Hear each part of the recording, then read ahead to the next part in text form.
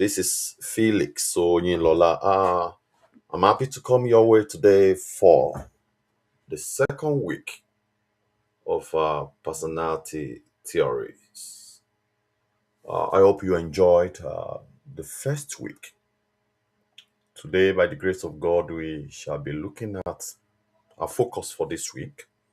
Please relate with your brother. I've put for you informations about what is expected of us for this week. Personality theories. I've told you in the first uh, week that there are a lot of theories that speak to personality. When it comes to personality, scholars have done a lot of work in the time past, and the work is in progress. A lot of research or researches are going on about personality. So this week we shall be looking at psychoanalytic theory, according to Freud, Sigmund Freud. I don't know if you've heard that before. Sigmund Freud is the father of psychoanalysis. All right. I know you know what I'm talking about. If I've heard about him before, otherwise, you need to read about this scholar and the great work he did in his generation. So, he is the father of psychoanalysis. So this week we are looking at what is Freud, Sigmund Freud, saying about personality. I'll be looking at his model. So our learning outcome, as usual, is to be able to explain Freud's model of personality and its clinical legacy. And its clinical legacy is that when we talk about psychoanalytic theory, this represents one of the earliest systematic attempts to understand personality, psychopathology, and human motivation. Although many of Freud's ideas have been revised or contested, his conceptual framework continued to shape clinical language, therapeutic practice, and contemporary theories of personality, because a lot of development have taken place. In fact, when you are looking for, during my graduate program, I was looking for some of his classics. It was difficult to get some of those books, but many people have, worked on some of their materials, and so that helps to relate with some of his work during my graduate program. You know, this is one of the very good theory that I personally like. Anyways, at the center of this tradition is the work of Sigmund Freud, whose structural model of personality explains behavior as the result of internal psychological conflict. So, if you forget everything about the work of Sigmund Freud, you need to just remember this model that explains behavior of any man as a byproduct of internal psychological conflict. Don't forget that statement.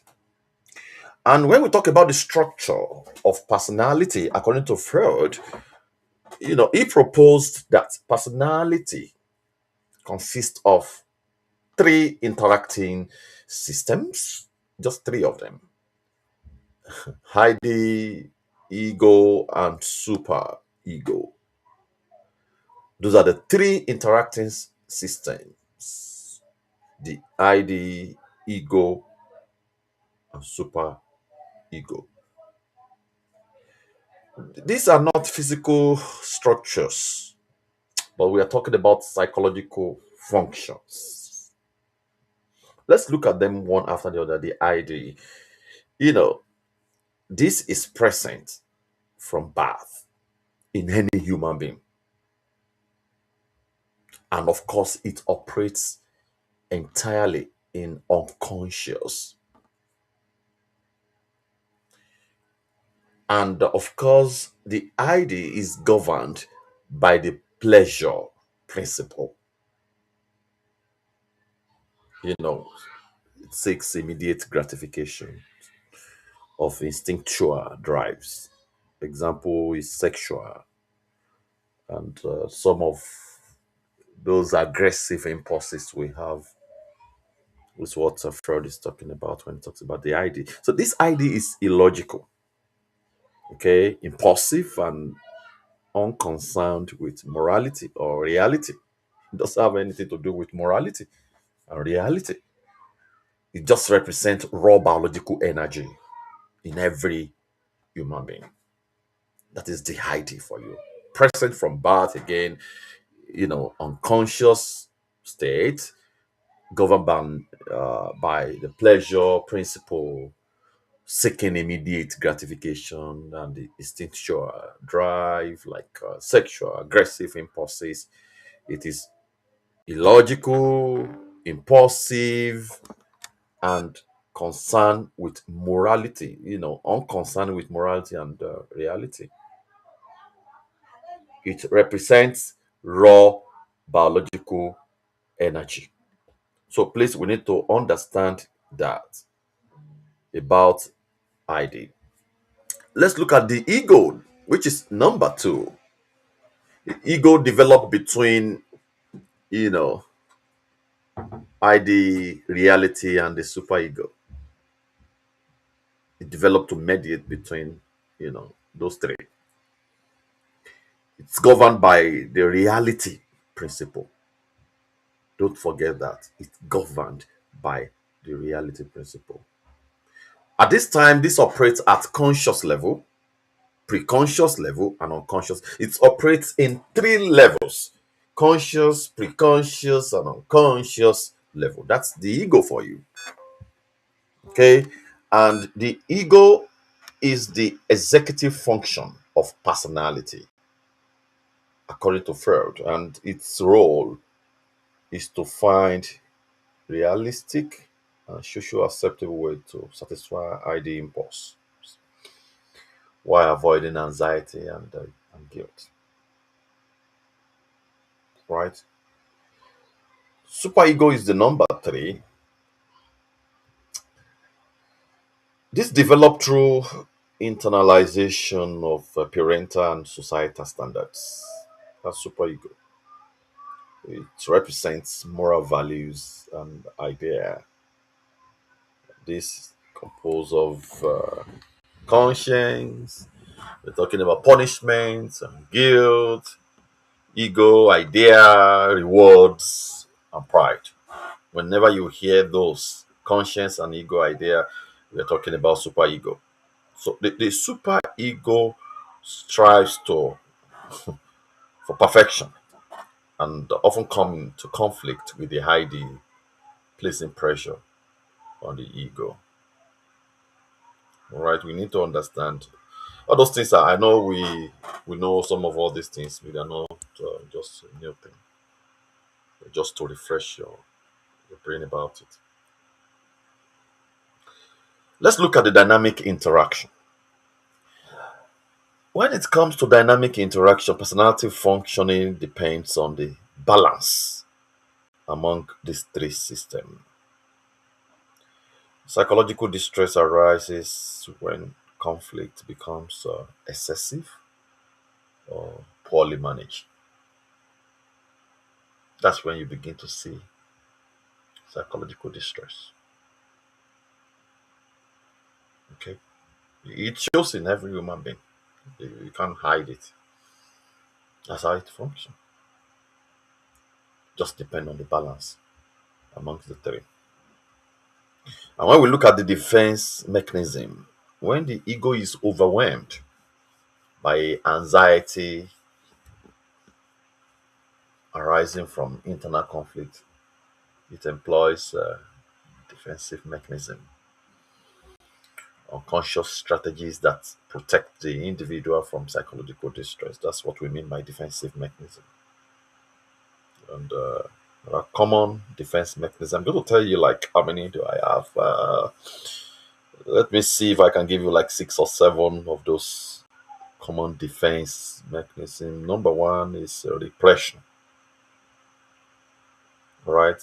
At this point, it's excluding painful thoughts from conscious awareness. We repress it, repress it, repress it. Don't want to feel it. The second one is denial. Refusing to accept reality. It happens to all of us. Oh no, this is not happening. Oh, this is not possible. Oh no, no, no. It's not possible. But that's the reality. But in the first instinct, we're going to refuse to accept the reality. That's human. Number three is projection, attributing unacceptable impulses to others. You are the one responsible for that, but you are transferring it to the other person. That's projection. That's projection. You are projecting it to the other person. The next one is rationalization. You know, providing a socially acceptable explanation for unacceptable behavior. Rationalization. Some of all this can be seen under what we call cognitive distortion. Cognitive distortion.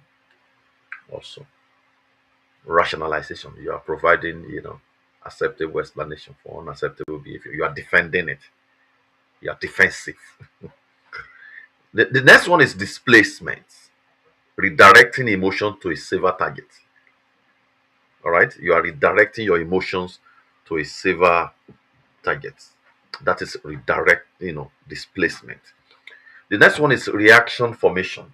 Reaction formation, adopting behaviors opposite to one's true impulse. You are taking the opposite behavior to the reality, to what is happening in the moment. The next one is regression. You are reverting to earlier developmental behaviors. Let me just give an example about that. Maybe when you were younger, whenever you are anxious, you usually bite your finger, you eat your nails, and all that. When you are very young, whenever you are anxious, now you are older, and you are on. Maybe you are in examination hall, and suddenly they tell you 10 minutes more when you still have a whole question to go, and immediately you switch into functioning anxiety, and you begin to bite your finger again. So what you are trying to do is regression. You are reverting to earlier developmental behavior. You used to cope with that very when you were very young. Now you are coping again with the same behavior. All right, that's example of regression. So these are things we use to defend ourselves. Even as adults, many people are still doing all these things. The last one there is sublimation. You are channeling unacceptable impulse. You are channeling it to socially valued activity. A sublimation. These are common defense, but in another climb, we call it, in psychology, we call it cognitive distortion. All of them are cognitive distortion. What are the clinical significance of defense mechanism? Well, they are universal and normal. They are universal and normal. Number two, adaptive or maladaptive, depending on rigidity and context. When we say adaptive and maladaptive, what we are simply saying is healthy and not healthy. Maladaptive, not healthy, depending on the rigidity and the context. So number three is the central to psychodynamics case formulation. So in therapy, insight into defenses help clients recognize unconscious patterns that maintain distress. Right? They use those things to maintain their distress, but it is not healthy. So that cannot provide permanent solution to the problem. It's a temporary, it's maladaptive. Some of, because we are used to some of them, You know, many people think they are healthy, and many people are already coping with that. But it's a normal impulse of human reacting to distress, especially psychological distress. Right. Let's look at the legacy of Freud. Freud's clinical legacy. This has been criticized, you know, a lot of critiques, but it remains foundational. Like I told you the other time, it's foundational, right? Part of the enduring contribution of Freud's clinical legacy is that, recognition of the unconscious mind that can never be ruled out. And also, it emphasizes on early childhood experiences.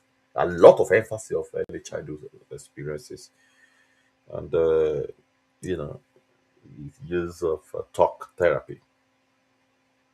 When you talk about it, it helps people to do. That's what we use today. We're still using some of them today. It also emphasizes the importance of transference and counter transference. This was our clinical words we use in therapy. Transference and counter. This has to do with your relationship with your client. Anyways, the one that flow from client to you and the one that flow from you to client. Transference and counter transference. And one another enduring contributions of Freud is a conceptualization of intrapsychic conflict. All right, these are very powerful contribution legacy of Freud's. When we look at the influences of all this on contemporary practices, Freud's idea informed psychodynamics and psychoanalytical therapies, which is a theory in therapy. Some professional you always use that intervention. Till today, some are still using it. Psychodynamics theory. Many are still using it till today. And of today, of course, we can talk about ego psychology today. We can talk about object relations theory. We can talk about attachment based and relational models. These are things we are using in practices today, which has been very helpful in supporting. For our critical reflections, just for your information, it has limited empirical verification. Some of them have limited empirical verification. Cultural and gender biases in all these theories of Freud, overemphasize on sexuality, deterministic assumptions. All these are, you know, major critical reflections on Freud's legacy. However, modern clinicians often adopt Freud's idea conceptually rather than literally, and integrating them with evidence-based approach, which is the approach we are using these days in therapy. Evidence-based approach. That's what we are using now. That has been very, very effective. So, Freud's structural model provides a very powerful framework for understanding personality as a dynamic system, which is shaped by conflict, morality, and reality. So, what that dynamic system of personality is shaped by conflict, morality, and reality. Of course, its clinical legacy lies not in exact replication, but in its enduring influence on how clinicians conceptualize the inner life of clients. Right? That can never be taken away from him. It's an enduring influence, right? And all of us are using it today. So take this from me. Freud's model remain clinical relevant because it explains why people struggle with themselves, not just how they behave. Many people are struggling with themselves today. And not enjoy about the behaviors of people. So these are few things I want to share with you today on the week two psychoanalytic theory. Please read our test for this week. There are a lot of they will consolidate what I've shared with you briefly today and on the Freud structural model. So you have a lot of information to consolidate. So when you are reading and you listen to this video, you'll be able to join the two together and understand what we are saying. I didn't intend to make it a very long video. It's just a short one to consolidate what you are going to be reading in our test, in the chapter assigned to us for this week. I hope you will enjoy. I'm enjoying this class. I don't know about you, but I hope you will enjoy it too. If you have any question about all these things, please feel free to reach out, send an email, or a message to me on our platform. I will be there to respond to any of those messages. Please enjoy this week. Relax, take time to read all the text, and enjoy it. And I will talk to you again very soon. Take care, everyone.